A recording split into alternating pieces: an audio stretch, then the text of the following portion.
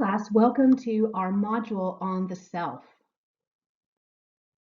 Before we get started, let's see what you think. We'll look at myth or reality. Most people like to think of themselves in consistent and stable ways. Do you think that this is definitely false, mostly true, or definitely true? What do you think? If you responded definitely true, you're correct. We're going to be taking a look at this need to have a sense of consistency in our self-concept. We all seek this out. This is something that drives our thinking, it drives our behaviors, it drives how we interact with one another and how we interpret the situations that we're in and the situations that we have been in. Let's try this one. Unlike narcissists, people with high self-esteem are able to control the desire to promote themselves to others. Do you think this is definitely false, mostly true, or definitely true?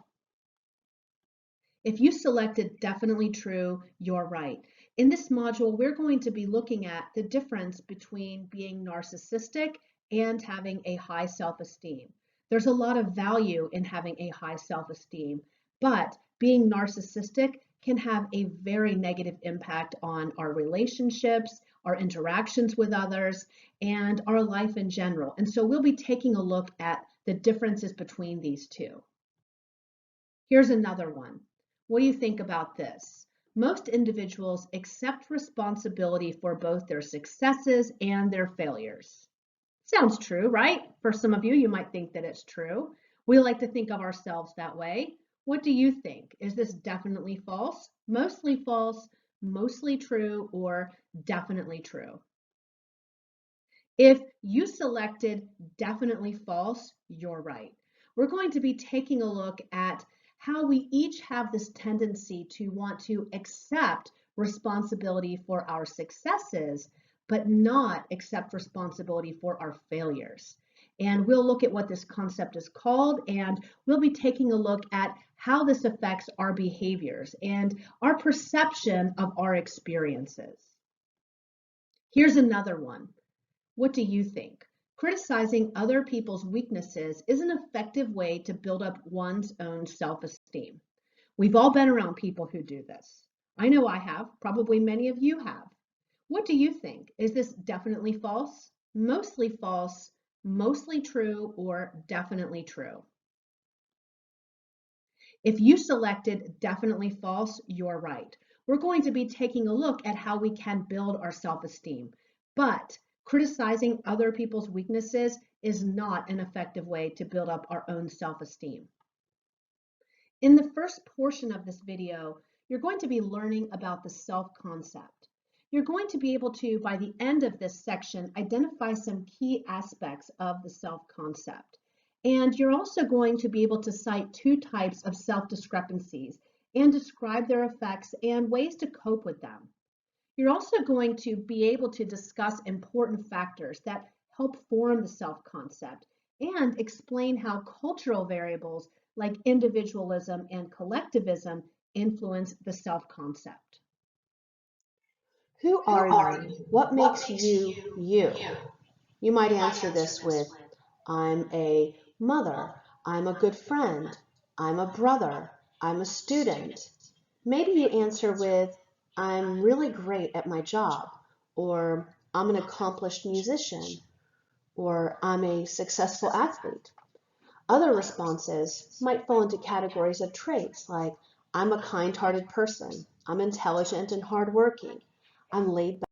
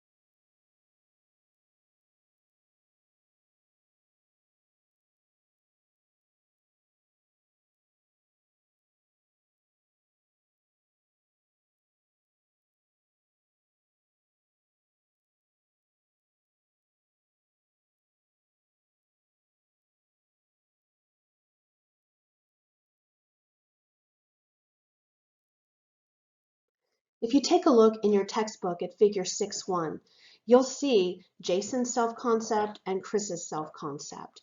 And these have some overlapping similarities, but there are also a lot of differences. Think about your own self-concept. What would you describe as your own self-concept? What are your beliefs? How do you see yourself physically? How do you see yourself in terms of relationships? As you reflect on your possible self, think about whether you see your possible self in a negative or in a positive light.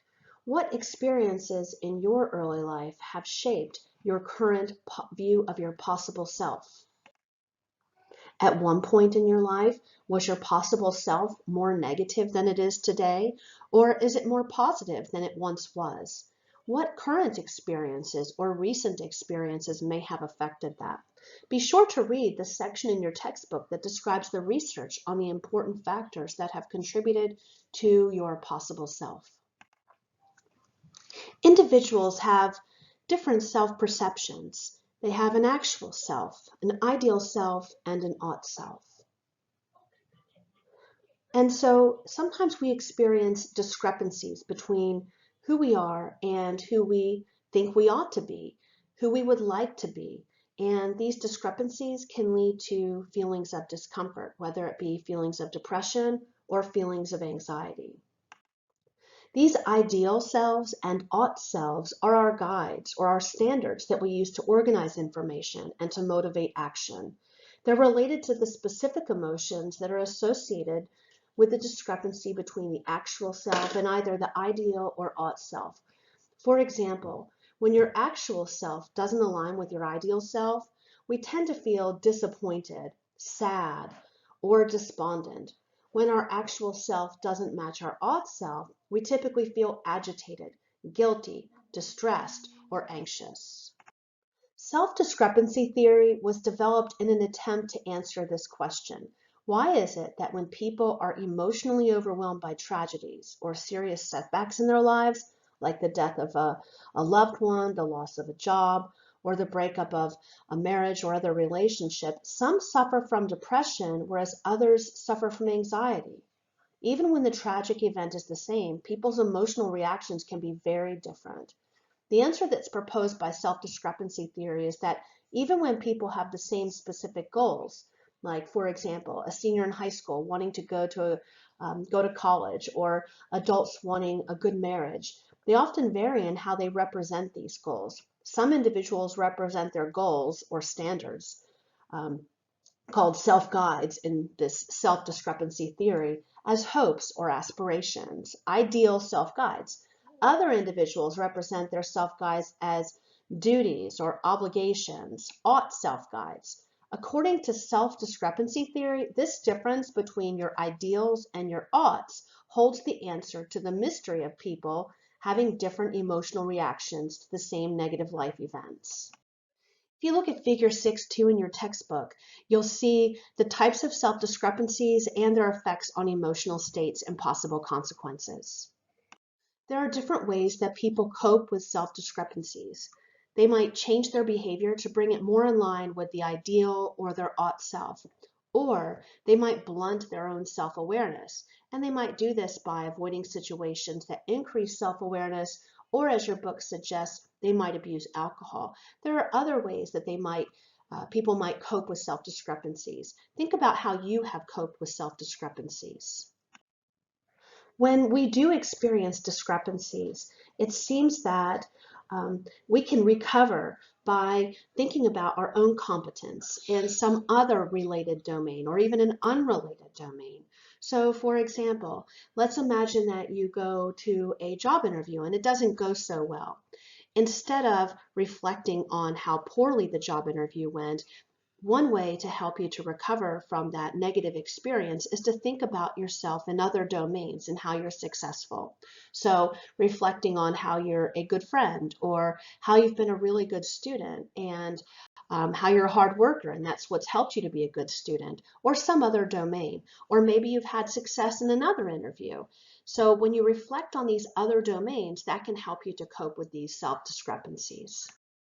If you look in your textbook at figure 6.3, you'll see that this was a study where they illustrated how self-awareness and alcohol consumption are related. So in this study, individuals who were high in self-awareness drank significantly more wine in a 15-minute period if they believed that they had performed poorly on an IQ test than did any other group. This finding, they suggested, shows how people sometimes try to blunt self-awareness to cope with self-discrepancies.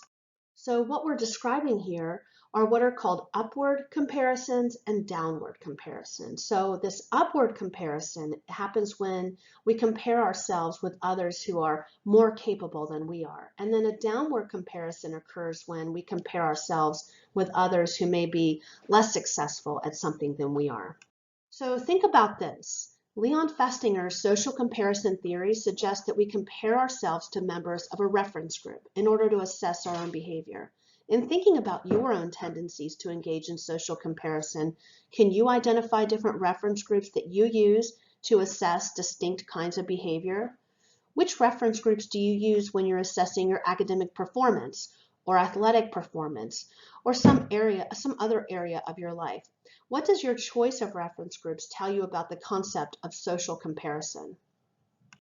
Another source of information about our self-concept is feedback from others. So let's think about your early childhood experiences. A child's self-concept begins to develop at birth. It begins with how adults respond to them.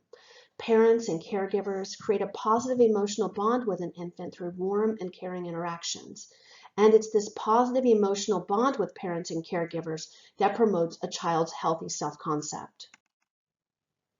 As the child grows, their ability to interact socially and successfully with their environment nurtures a healthy self-concept. This is critically important in early childhood. The development of a positive self-concept at an early age empowers the child to feel competent, try new things, and strive for success. Parents, therefore, have an opportunity and a responsibility to nurture a positive self-concept in their children. You might wonder, what are things that parents can do? Or what are the things that your parents have done to shape your self-concept? One thing that's important to think about in early childhood is the language that parents use to describe their children. So labeling children with words like naughty or aggressive, that affects how a child sees themselves. It's much more helpful in developing a positive self-concept when parents point out a child's strengths. Having a belief in your child or your parents having had a belief in you, that's important in helping children to think about how they see themselves and developing a belief in their own ability to do things. So if, for example, a parent were to, let's say, label a child's behavior, let's imagine that they said, that was very naughty what you did, that was very mean what you did, and stop there, they're not really showing the child that they have a belief in their ability to adjust their behavior. So instead, it might be better for the parent to say, to explain what the child did, to explain that emotional experience. So let's imagine that the child hit a sibling. So the parent might then define what the child did and say, and also help to label the emotions for the child. And let's imagine we're talking about a toddler. So the parent might say, you got frustrated, you hit him. They want to make sure, it's important that parents make sure that they set those boundaries and say, it's not okay to hit, but I know you don't mean to hurt him. And then helping the child to see that they have in themselves an ability to make good choices. Like, how could you express your frustration in a different way? So we're going beyond just that isn't okay. We're helping the child to see in themselves their own capabilities. I think another important one, and there are certainly many, is supporting what a child's interested in. So whatever a child's interested in, it's important that the parent shows support in that area so that that child has the opportunity to expand and grow in whatever it is that they think of as being important or valued, instead of having a parent who is pushing a child in a particular direction that's unrelated to what the child's interests are. When they do that, they're saying, I don't really value your interests, but my interests are really good as a parent. And so you can imagine then how this could affect a child's self-concept. When children make mistakes, it's also important to make sure that um, that parents keep in mind the importance of maintaining that child's dignity. Being very heavy-handed in punishment can have a negative effect on how a child sees themselves. That is certainly not to suggest that there shouldn't be consequences. Children need to have consequences for what they do. Oftentimes, natural consequences can be a very effective way of helping a child to learn what the consequences of actions are. Sometimes those consequences may be something a parent needs to impose. But what needs to be remembered is it's important that when a child is going against what a parent is wanting them to do, or when a child is doing something that isn't acceptable, that parents aren't enforcing this with a very heavy hand. This can have an effect, again, on a child's sense of dignity. It's important that children know that mistakes are part of life, and that if they make a mistake, they're not a bad person. And again, while there are many things that parents can do and that many of you may have experienced in your early childhood that help to contribute to your sense of self-concept, I also want to mention too the importance of parents helping their child to develop a sense of self-regulation, being able to manage their emotions and work out problems. So when children have this ability to solve their own problems, this helps to build confidence and then therefore a positive self-concept. So, learning to manage these emotions is key to having the ability to step back from a situation and then view it objectively rather than with a sense of self-criticism. Remember, parents really are the lens that children look through when they're seeing who they are, they meaning the child. So that becomes a reflection. The way that parents treat children becomes a reflection then of how children view themselves. Now, as children age, peers become progressively more important. And then, of course, later in life, close friends and marriage partners play dominant roles. So this means then that early in life, a child may have a positive self-concept, and this can erode over time. Or a child early in life may have a positive self-concept, and this can then also continue to be maintained. It also suggests that early in life, a child may not have a positive self-concept, and through healthy relationships in adolescence, and then in moving into adulthood, that person's self-concept can develop in a much more positive way. Culture also plays an important role in the shaping of our self-concept. So here in this slide, I have defined for you individualism and collectivism. So many of you have heard these terms before, and these are what we might think of as dimensions. So on one end of a dimension, we have individualism, and on the other end, we have collectivism. Some people or some countries tend to lie very much on the side of individualism, and others are very much collectivistic, and some may be somewhere in between. So let's look at each of these constructs. So when people are raised in individualistic cultures, they tend to have an independent view of themselves. The United States is an example of an individualistic culture, and as your book points out, our culture puts what they say a high premium on individuality, on competitive success, strength, and skill. So when most people meet these cultural expectations, that's when they tend to feel good about themselves. And then we have what's called collectivism. And in collectivistic cultures, people have a more interdependent view of themselves. In collectivistic cultures, what you tend to see are social rules that promote selflessness and putting community needs ahead of one's individual needs. Working as a group and supporting others is very important. People are encouraged to do what's best for society rather than what's best for themselves. And families and communities play a central role. So you can see here there's a greater emphasis on common goals over individual pursuits. So if you reside in a collectivistic culture, you grow up in this collectivistic culture, when your behaviors align with what this collectivistic culture expects of you, thinking of others before thinking of oneself, thinking about what's best for society, thinking about one's family and community, having that as a central role as opposed to as great of an emphasis on an individual self, then your self-concept is going to be, you're going to see yourself very positively as compared to, let's imagine if you're in that collectivistic culture, you grow up there and you are focusing on your own goals. You might be thinking of yourself as selfish, whereas in an individualistic culture, this is valued. Thinking about one's own goals is seen in a positive way. Being competitive is seen as positively. So when you're doing those things, that's when you see yourself as positive.